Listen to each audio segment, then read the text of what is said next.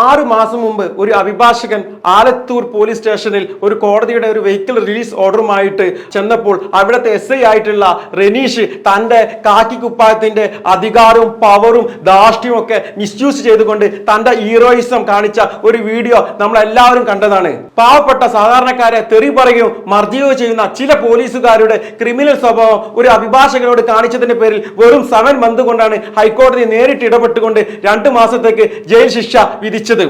നമുക്കറിയാം ചില ക്രിമിനൽ കേസുകളിൽ വിധി വരാൻ 5-6 വർഷങ്ങളൊക്കെ പിടിക്കാറുണ്ട്. എന്നാൽ അഭിഭാഷകനെ തൊട്ടപ്പോൾ ഹൈക്കോടതി നേരിട്ട് ഇടപെട്ട് മാസങ്ങൾ കൊണ്ടാണ് ഈ ശിക്ഷ വിധിച്ചിട്ടുള്ളത്. കോടതി ശിക്ഷ വിധിച്ചതിന്റെ അടിസ്ഥാനത്തിൽ ഇദ്ദേഹത്തെ ജോലിയിൽ നിന്ന് പെർമനന്റ് ആയിട്ട് ഗവൺമെന്റിന് ഇദ്ദേഹത്തെ പിരിച്ചുവിടാനും അധികാരമുണ്ട്.